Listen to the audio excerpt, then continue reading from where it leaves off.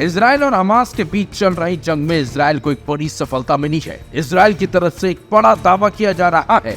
जी हाँ, इजराइल ने आधिकारिक तौर पर हमास के मुखपत्र अबू उबैदा की मौत की पुष्टि कर दी है। अबू उबैदा, जिन्हें मैन इन द मास्क के नाम से भी जाना जाता था, हमास के प्रचार विभाग के वो प्रमुख थे। उनका असली नाम उदैफा कैलूथ था।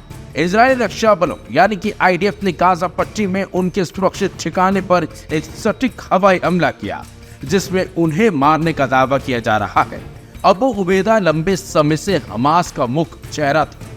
हमेशा मास्क पहनकर अपनी पहचान छुपाए रखने वाले अबू उबैदा ने हमास के राजनीतिक और सैन्य दोनों शाखा को जोड़ने का काम किया। वह संगठन के विचारों और संदेशों को दुनिया भर में फैलाने वाले प्रमुख प्रवक्ता भी थे। इजराइल की खुफिया एजेंसियों ने अबू उबैदा के गाजा में स्थित सुरक्षित ठिकानों की पहचान की और एक सटीक हवाई हमले में उन्हें मार गिराया। इस हमले को इजराइल की बड़ी सफलता माना जा रहा है। रक्षा मंत्री ने कहा कि अबू उबैदा को नरक भेज दिया गया है और हमास के अन्य नेताओं को भी इसी तरह के परिणाम भुगतने होंगे। अबू उबैदा की मौत से हमास के प्रचार तंत्र और संगठनात्मक क्षमता पर बड़ा असर पड़ा है।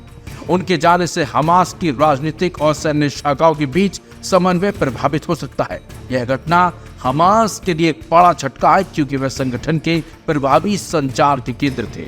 रक्षा मंत्री ने कहा है कि इजराइल हमास के खिलाफ कड़ी कार्रवाई जारी रखेगा। यह हमला संदेश है कि इजराइल अपनी सुरक्षा के लिए कोई भी कदम उठाने से पीछे नहीं हटेगा।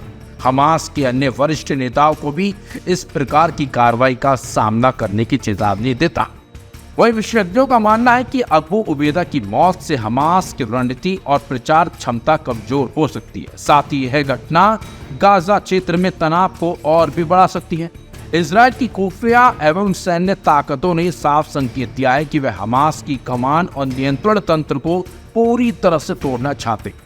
अबू उबैदा की मौत ने गाजा पट्टी में जारी संघर्ष की गंभीरता को बढ़ा दिया है। इजराइल ने हमास के खिलाफ अपनी कार्रवाई को तेज कर दिया है और यह स्पष्ट कर दिया है कि वे आतंकवाद के खिलाफ कोई समझौता नहीं करेंगे। आने वाले दिनों में इस क्षेत्र में संघर्ष और बढ़ने की अब संभावना है। लेकिन आपको बता दें, जिस तरीके ने हमास पर बड़ा हमला इजराइल ने किया है, हमास भी कहीं ना कहीं अब इसका बदला लेने की फिराक में लगा होगा, क्योंकि हमास ने भी साफ कर दिया है कि वो इस हमले और इस बड़ी क्षति का जरूर अब बदला इजराइल से लेगा।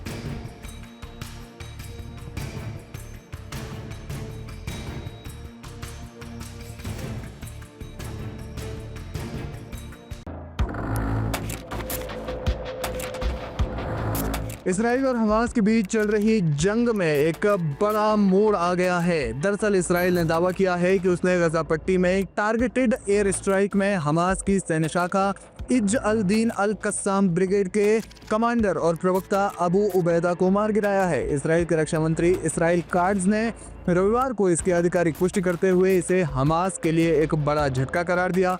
अबू उबैदा, जिनका नाम हुदैफा समीर अब्दुल्ला अल कहलूत बताया जाता है, साल 2007 से हमास के प्रचार तंत्र का एक प्रतीकात्मक चेहरा थे। उनकी मौत ने हमास के भविष्य को लेकर कई सवाल खड़े कर दिए हैं, जिसमें से सबसे बड़ा सवाल यह है कि क्या हमास अब कमजोर होकर खत्म हो जाएगा। जानकार मानते हैं कि संभावना कम है, लेकिन संगठन को गंभीर चुनौतियों का सामना करना पड़ सकता है। अबू उबैदा की प्रचार और सैन्य भूमिका महत्वपूर्ण थी, लेकिन हमास का ढांचा केंद्रीकृत नहीं है, यानी कि वो किसी एक कमांडर के ऊपर निर्भर नहीं है। गजा ब्रिगेड के commander is all Deen Al Haddad यानी कि अबू सुहैब जैसे अन्य नेता संगठन को फिर से संगठित करने की कोशिश कर सकते हैं। हमास का आधार केवल सैन्य शक्ति नहीं, बल्कि गजा में उसकी सामाजिक सेवाएं और इस्लामिक प्रतिरोध की विचारधारा भी है। गजा की जनता के बीच हमास का समर्थन खास तौर पर इसराइल के खिलाफ प्रतिरोध के कारण अभी भी मजबूत है। कुछ रिपोर्ट्स के मुताबिक हमास को ईरान और हिजबुल्लाह जैसे समूहों से समर्थन मिलता है। हालांकि कई अरब देशों ने हाल के वर्षों में हमास से दूरी बना ली है, जो संगठन के लिए एक चुनौती है। अबू उबैदा की मौत निश्चित रूप से हमास के लिए एक बड़ा झटका जरूर है, लेकिन संगठन का पूरी तरह खत्म होना आसान नहीं है। हमास का इतिहास बताता है कि बार बार संकटों से उबरा है। हालांकि इसराइल की आक्रामक नीति गाजा में मानवीय संकट और नेतृत्व की कमी संगठन को कमजोर जरूर कर सकती है। आपको बता दें कि अबू उबैदा पिछले 1.5 दशक से हमास की सैन्य शाखा के प्रवक्ता के रूप में सक्रिय थे। नकाबपोश चेहरा, उग्र बयानबाजी और सोशल मीडिया पर उनके वीडियो संदेशों ने उन्हें हमास समर्थकों के बीच एक आइकन बना दिया। वो न केवल संगठन के सैन्य अभियानों की जानकारी देते थे बल्कि फिलिस्तीनी प्रतिरोध के प्रतीक के रूप में भी उभरे थे। उनकी रहस्यमय छवि और नियमित संदेशों ने गजा की जनता और हमास के समर्थकों में उनके प्रभाव को बढ़ाया। इजराइल ने अबू उबैदा को एक खतरनाक आतंकवादी बताया और रविवार को हुए हवाई हमले में उनके साथ कई अन्य हमास कमांडरों के मारे जाने की भी खबर है। इसके अलावा खबर है कि अबू उबैदा के कुछ परिजन भी मारे गए हैं। अब देखना ये होगा कि इस बड़े झटके के बाद गजा युद्ध किस तरीके से बदलता है। मिडिल ईस्ट में एक बार फिर जंग जैसे हालात पैदा हो गए हैं। इजराइल ने सनसनीखेज हवाई हमले में हूती विद्रोही प्रधानमंत्री अहमद अल रवावी के साथ उनके कुछ मंत्रियों को भी मार डाला। ईरान समर्थित हूतियों ने शनिवार को बताया कि यह हमला यमन की राजधानी सना में हुआ था। बयान में कहा गया कि रवावी को गुरुवार को कुछ मंत्रियों के साथ निशाना बनाया गया। वहीं हमले को लेकर इजरायली सेना की ओर से गुरुवार को कहा गया कि यमन के सना में हूती आतंकवादी शासन के मिलिट्री टारगेट पर सटीक हमला किया गया। अगस्त 2024 से ही अहमद अल रवावी प्रधानमंत्री के तौर पर हूती नियंत्रित सरकार चला रहे थे। हूतियों के बयान में कहा गया कि पीएम और हूती सरकार के दूसरे सदस्यों को उस वक्त निशाना बनाया गया जब वो रूटीन वर्कशॉप में शामिल थे। बीते साल में सरकार के कामकाज और गतिविधियों पर चर्चा के लिए बैठक बुलाई गई थी। ईरान ने की हमले की कड़ी निंदा।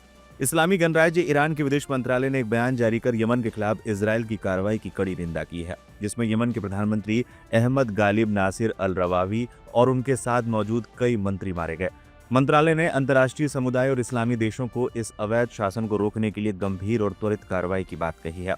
ईरानी मंत्रालय ने अपने बयान में कहा, यमन के बुनियादी ढांचे और आवासीय इलाकों पर हमले और वरिष्ठ अधिकारियों और निर्दोष नागरिकों की हत्या युद्ध अपराध और मानवता के खिलाफ अपराध है, बल्कि ये एक ऐसे राष्ट्र के खिलाफ प्रतिशोध की दुष्ट कार्रवाई भी है जो बिना किसी हिचकिचाहट के फिलिस्तीनी लोगों के समर्थन में अपना नैतिक और मानवीय कर्तव्य निभाने के लिए संकल्पबद्ध है।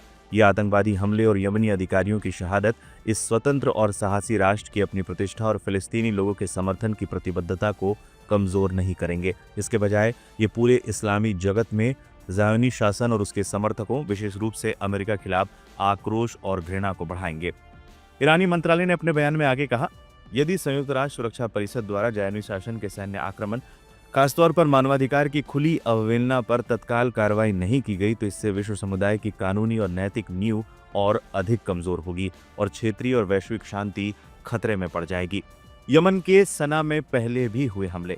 इजराइल ने गुरुवार को यमन की राजधानी सना पर हमला किया था। निवासियों ने शहर के दक्षिणी और पश्चिमी हिस्सों में तेज धमाकों की खबर दी है। इससे पहले रविवार को भी इजरायली सेना ने सना पर हमला किया था, जिसमें 10 लोग मारे गए थे। हूती विद्रोहियों की ओर से नियंत्रित स्वास्थ्य मंत्रालय के प्रवक्ता अनीस अल असबाही ने बताया कि हमलों में 102 लोग घायल हुए, जिनमें 7 बच्चे और 3 महिलाएं शामिल हैं। उन्होंने बताया कि इनमें से 21 लोगों की हालत गंभीर बताई गई है।